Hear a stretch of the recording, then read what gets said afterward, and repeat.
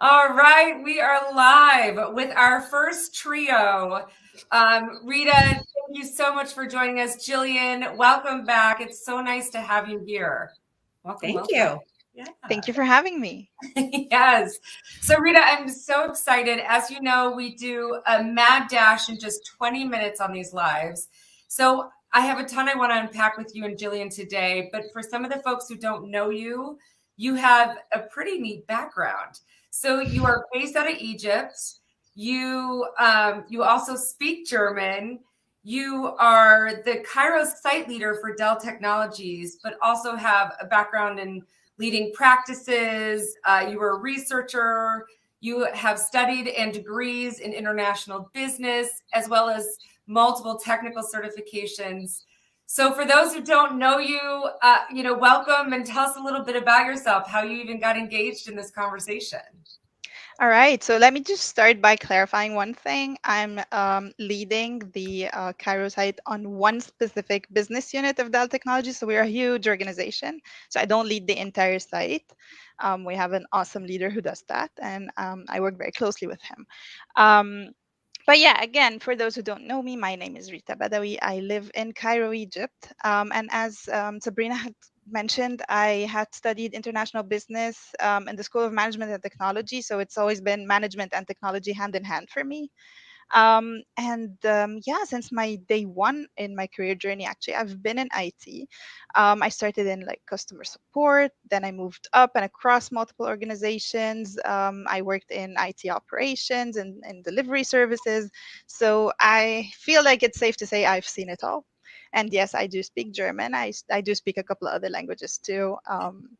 And today I work for an amazing team, which is part of Dell Technologies.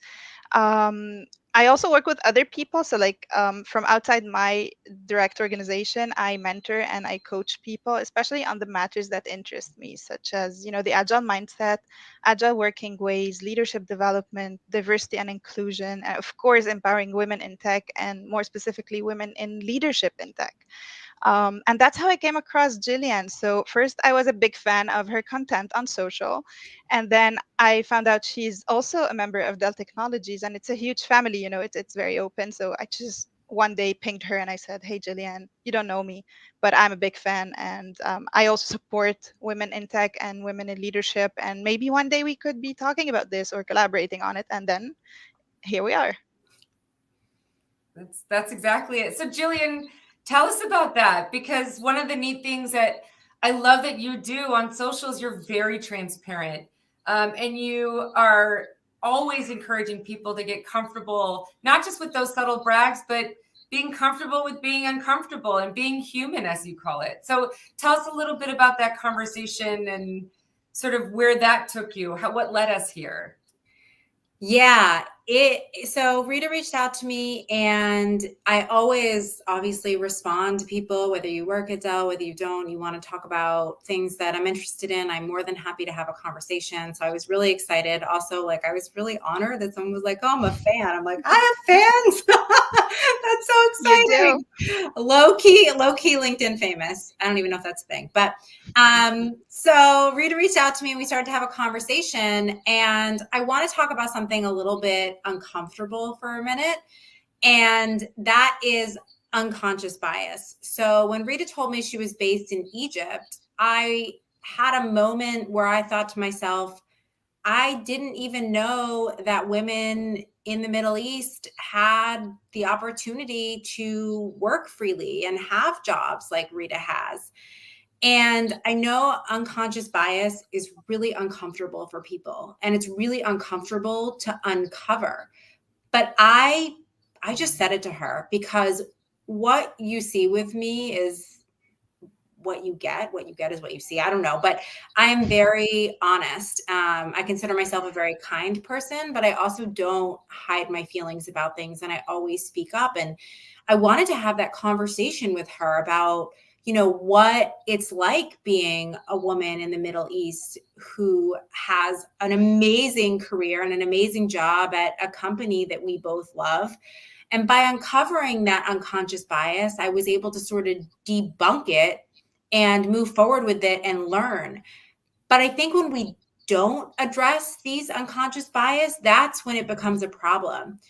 We're all human here. We all have unconscious bias. Having an unconscious bias doesn't make you a bad individual. It doesn't mean you're someone who doesn't like people who are different. It doesn't mean anything like that.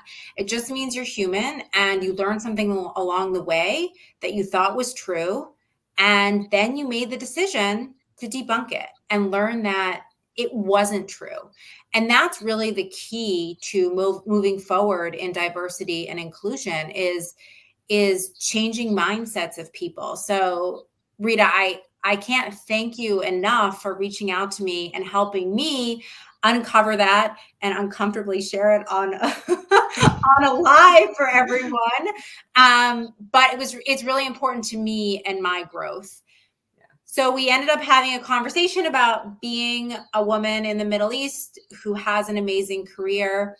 And I know that your career is different from other people, and this is obviously your personal experience. So I want to share that as well. This is Rita's personal experience, but can you tell me a little bit about your experience as a woman in tech working in the Middle East? Yeah, I think it all starts with education, really, right? So I did notice growing up and going like to school, to college afterwards, that there's been a lot of girls who wanted to get involved in such things, right? Again, I had studied primarily international business with a minor in technology, but a lot of friends of mine, acquaintances, people who went to school with me, they have studied really technical majors, and so it's accessible to you, provided that quality education is accessible to you from a socioeconomic perspective. Now, that's a different conversation to have, right? But once you have that, it's equally available to men and women. And what I love about my community, at least, is that a lot of us did want to do that, right? So that was my experience from an educational perspective. Now, of course, moving forward, you go into work, right? And as a junior, I was very surprised that the team I started off with and all the teams that were like, seated in the same cubicles right next to us, it was almost a 50-50 ratio. Again, that's very surprising, right? It's not like this, and it's not to be taken for granted because it's not the normal thing that we see. We hope for it to be one day. But then again, it fluctuates. But in my case, in my team, it has been almost 50-50 all the time, right? And that had encouraged me to, when I became a leader myself, to just hire for skill. Demographic is part of who we are. We can't ignore that, but it's not a reason to get hired for me. And so I see it, if you hire for skill. I did end up sometimes with rather controversial teams of like 10 people where you had 8 of the same gender, for example, right? But it was justifiable and it made business sense. And for me, that is part of being also very diverse and inclusive. Sometimes when you just don't have that for the sake of having it, you have it when it's required, when it's right, when it's doing what it's supposed to do. So that would be in a nutshell my experience, especially with the gender demographic, but generally with everything when it came to education and to working in tech. That's yeah, it's amazing to hear you, like I said, talk about it, because there are probably other people out there watching this that maybe have the same unconscious bias as myself, but the education piece and uncovering it and opening your mind is really the key to this diversity and inclusion. And while Sabrina and I focus on women in tech because we are women in tech and we've had the experience and we can share about it, the goal is really overall diversity and inclusion. And that's so incredibly important, to your point, in building teams and making sure you're building diverse teams with the right skills to do the job, because diversity means so many things. So thank you for sharing that. Of course. So, my love, anyone who knows me knows my absolute obsession is education. I have a background in education and behavioral analysis. I harp on it. It's one of my passion projects. Jillian's probably sick of me ever even talking about it. So after our initial conversation, so you and Jillian met after you reached out to her, then all three of us got on the line. And since then, I got to tell you, I've even had my own reflections for multiple reasons. First, I really started to realize the impact or the implications when we take sort of a very focused, laser focused view and we kind of don't step back to look at the whole picture. And that's why I wanted to title this live A Global Perspective, because I think part of the greater lesson here, at least for me, as I was, reflecting from our conversation, is that you have to take this global perspective. And then I started digging into the research and realizing that organizations and teams operate better, more efficiently, see faster time to market, faster time to revenue when they have this sort of mindset and when they really have this sort of global perspective. And so it's not, I'm constantly trying to fight this sort of, myth that this is all to just sort of pat yourself on the back or to check a box. There really are business implications. Your business will the research shows your business will run better when you take these types of approaches. And for somebody who's obsessed with enablement and education, the fact that you say it starts with education couldn't have made my heart glow even more. And so I'm so glad that you said that. It takes investing in yourself, right? You went and sought those opportunities out, that education out. To your point, there's a socioeconomic component, which Lord knows I can get on that soapbox for 20 hours. I won't. But there's also, your team investing in you. And to your point earlier is taking that global perspective, taking a macro perspective at the entire situation. And that's how you really drive diversity and diverse thoughts and inclusion. So as we, with that kind of framework or that mindset, I know we don't have a ton of time, but I would love to drill in and get your thoughts of where do you see, yourself or leaders taking a global perspective, and how do you see that impacting both your own actions and maybe the businesses that you've been involved in, the business units that you've been involved in? Wow, that's a big one. There's a lot to say about this, right? I feel like when you take the global perspective on things, it leaves rooms to get inspired by other people's experiences, much like what we are trying to do today. So, a conversation, one a very friendly one, just like what we've had, Jillian, right? It might open somebody's eye to, maybe we need more diversity in this or that team. Maybe we could be driving this result from having a fresh pair of eyes that comes from a completely different background, right? And then when you have that global perspective, you also necessarily will have the global access, right? So if you're working on a project and you bring in the people from the different geos, the different countries, locations, cultures, not just the demographics of it, you get a broader view on things, and then you're able to produce much more value, because there's definitely always going to be a blind spot, but you're uncovering most of them because a lot of other people are looking onto the same matter from a different perspective than you are, right? So it definitely helps you move forward. Absolutely. And in the long term, from a learning perspective, it's called chunking. When you have information that's already set, your brain is already built out. Jillian knows this. Your neurosynapses, your brain's already got those, pathways, that information stored up.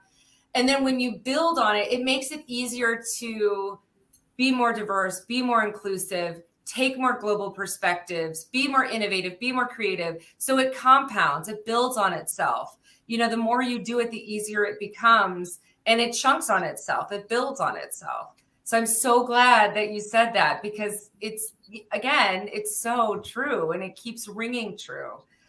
So, you've gone through a lot. To Jillian's point, you have an amazing career and much more ahead. Is there something that you wish you knew as a woman in tech? Jillian and I have written a couple guides so far. We also have a couple tips from the top, which we highlight some of our top, leaders that we really, value their opinion, and they give 3 top tips that they wish they knew. We don't have time for 3 top tips, but if you could give us your top 1, what do you wish you knew as a woman in tech, kind of looking back? In hindsight, I did notice very early on that a lot of women, while they have a passion for tech and they would work in it, they're not necessarily enthusiastic to become leaders in that field. And by leaders, I also mean managers, not just, thought leadership or being influential. And I wanted to, right? So I did look, and I looked around, and the most role models that I found were male. So I started emulating a lot of the behaviors that I've seen, thinking that, this is the profile for being competent, so that's what you need to do to get on the top. Right now, being more mature, a little more far ahead in my career, I think that was the worst thing I could have done. And it's not because they're bad, it's just because they're not me, and they're not built like me. And I have other skills, other predispositions, actually natural ones, that make me who I am. And in that, they also give me an advantage, and they can make me equally successful. So I would say just bringing my whole self to work, as cliche as it sounds right now, that would have made me a much better leader then, and maybe would have changed my trajectory. I wouldn't know now, but today I'm more mature to point to that, and maybe hopefully someone who's doing the same thing would figure that out and, avoid it. Yeah. I love that. That's such a good one. And I had that same experience where I was like, this is what the leaders are doing. This is what I should do. But it wasn't me. Right. And now that I'm me, I'm much happier and I'm much more successful. So Absolutely.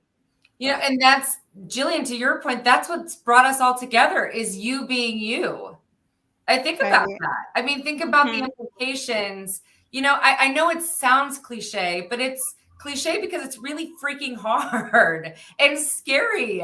We were just posting about how it takes a tremendous amount of wisdom and courage. And I think people go, oh, you're so bold, you're so brave. No, it takes a lot of wisdom too, to realize that this is actually better for me and for you. The more authentically I show up as myself, it's better for everyone. And this right here is proof that when you show up as yourself, as wise and as scary and as courageous as that can be, the impact is really difficult to calculate because it can have such a ripple effect, So, I mean, just right here, Jillian, to your point, because you're authentic and you put yourself out there, in a subtle brag or not, but you put yourself out there, and it brought us all together. How cool is that? It's cool. It's been wild. It's very cool. That's the other thing. Well, before we drop off, Jillian, Rita, thank you. Thank you for joining. Do you have any last words or resources that you would recommend if somebody's looking to be their authentic self, looking to show up as their whole self? Do you have any resources that you would recommend that you really like? Well, definitely your resources, your guide. It helps. It's so to the point. I wish it existed back then when I was a younger leader. So I definitely recommend that. And I recommend having difficult conversations like Jillian and I had. It's not a resource, but it's very helpful. It's very healthy to do. Also very uncomfortable, to your point, Jillian. But it's if we hadn't had that, and quite honestly, it wasn't the first time I felt like someone felt this way about me, but you were the first one who had the courage to come and say it out loud, and then we could talk about it, and then we came to this forum where we were able to maybe debunk that myth for some, right? So have difficult conversations, don't shy away. I would absolutely recommend that. Yeah, good. We didn't pay her to say that first part either, I swear. All of this has been unpaid. That's right. Jillian, any resources, any guidance? Man, any resources, any guidance? I would say personal development is so key for me just in general. And that's how I found my true being, right? And who I really was. So there's a lot of really great books. I have a whole stack right here. I've got The Leader's Greatest Return. I have Michael Dell's book here, Play Nice But Win. Also an unpaid endorsement. I've got Grit by Angela Duckworth, which is one of my favorites. Because I always say, I'm not the smartest in the room by far, but I will be the grittiest. I've got a lot. Think Like a Monk, Jay Shetty. Yeah. So I've got a whole stack here. I highly recommend, committing to read or listen and really help find yourself. So yeah. I love it. Well, thanks, you two. You uncovered a lot today, and I'm so appreciative of your boldness, your wisdom, your courageousness. So thank you. And thank you all for joining. We'll see you soon. Bye. Thank you. Bye.